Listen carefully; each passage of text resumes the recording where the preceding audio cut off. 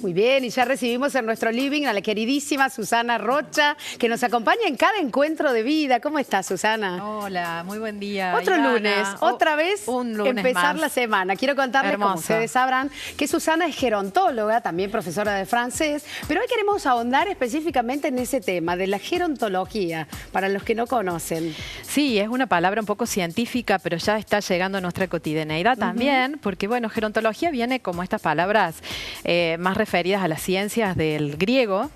Gero significa vejez y bueno, gerontología, logos, tiene que ver con un tratado de, es decir, tiene que ver con todas aquellas disciplinas o áreas o dimensiones que hacen a la persona mayor, al envejecimiento de las poblaciones.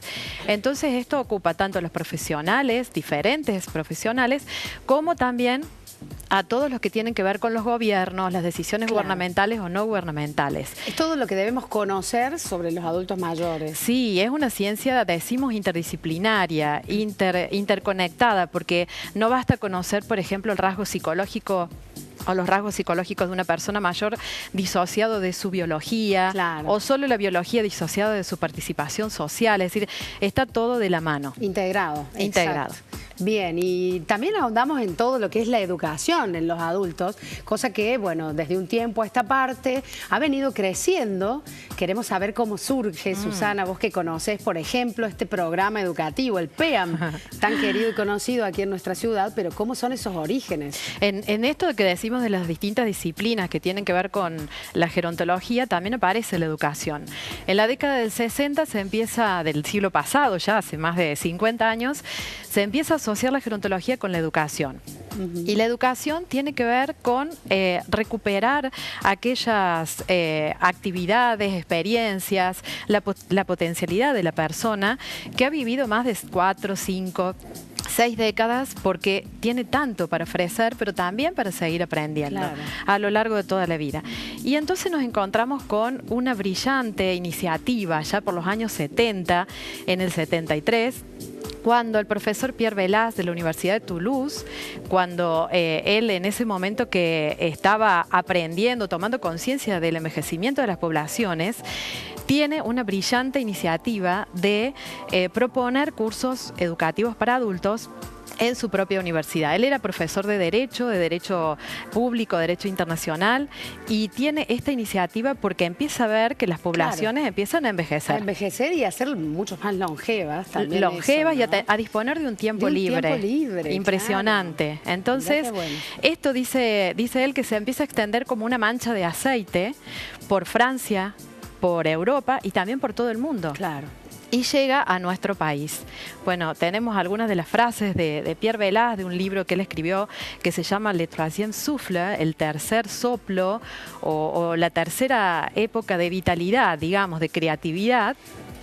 Y allí él dice que el ser humano tiene potencialidad para vivir 120 o 130 años, pero que no llegamos a nuestro ciclo completo como cualquier otra especie viviente por la inteligencia. Somos inteligentes, lo leí, somos inteligentes, irónicamente, porque nos creamos unas formas de vida que no son tan saludables a veces. Entonces él propone la educación como una alternativa para vivir mejor. Bien, y de esa manera, en aquellos años, llega Argentina. ¿Hacia qué parte de nuestro país? Y de ahí se expande. Como todas estas casualidades que no lo son y que empiezan a multiplicarse para el bien de la humanidad, desde la iniciativa de una persona, otra profesora de la Universidad de Paraná, de la UNER, profesora de francés, ella que iba periódicamente a Francia, llega, lo conoce a Pierre Velaz en uno de sus viajes y viene alteradísima y apasionada con esta iniciativa. Entonces en el año 1984, se crea por primera vez en nuestro país un programa para personas mayores. Fue así como, bueno, Yolanda Darrieux-Denouch, que es referente también, no solo en nuestro país, sino en toda Latinoamérica, con estas propuestas, motiva al doctor José Juni, para crear, en ese momento estaba en nuestra universidad, estos programas. ¿Y cuánto ha crecido desde aquel momento? Creo que ya no se puede pensar al adulto mayor sin que esté involucrado en algún tipo de programa de estos, del PEAM propiamente dicho, Sí, que tal es el cual. programa educativo de nuestra universidad, o de Así algún es. tipo de vínculo con algún aprendizaje. Pero a veces nos cuestionamos o nos preguntamos, bueno, ¿cómo llega a insertarse esto en nuestro país? Y ya no tiene fin, ¿no? Porque... Así es, por eso tiene que ver con lo cotidiano, porque ya en Río Cuarto hay miles de personas mayores que asisten a programas educativos y por ahí se pierde la génesis, el origen de alguien que viendo una situación que iba cambiando en las sociedades, tiene la predisposición de proponer una alternativa para esto.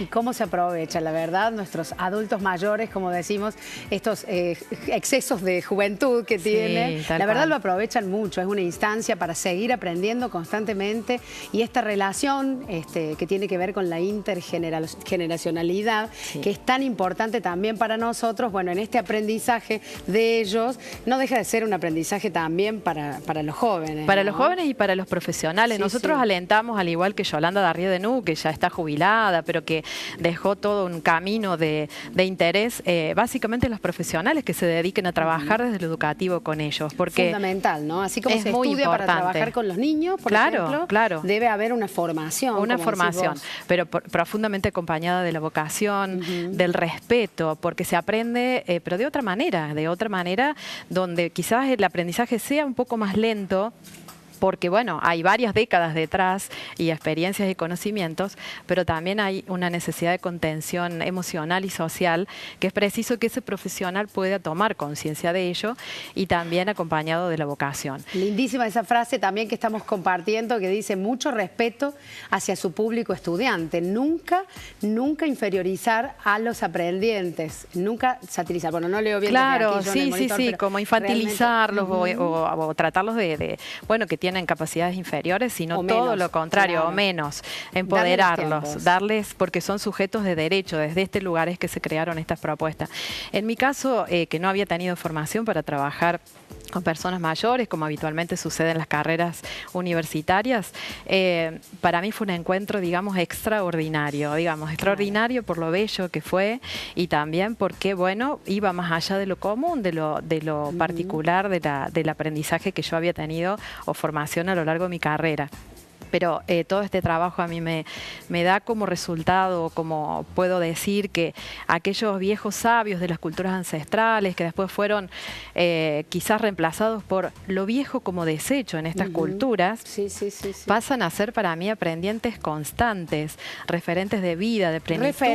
Referentes, pero de vida, de plenitud, de ganas para las generaciones más jóvenes. Contagian realmente y vale la pena, ¿no? A todos los que estén mirando, les volvemos a decir siempre que se integren a estos programas. Por favor. Porque son súper beneficiosos y necesarios, eso diríamos, necesarios para la convivencia con la gente, ¿no? Y para cumplir sueños postergados. Hay gente que todavía no se ha animado, bueno, alentamos de estos encuentros de vida que se anime y el año que viene se inscriba en alguna de las tantas propuestas de nuestra ciudad. Muy lindo. Muchas gracias, Susana, por este encuentro como cada lunes. Gracias.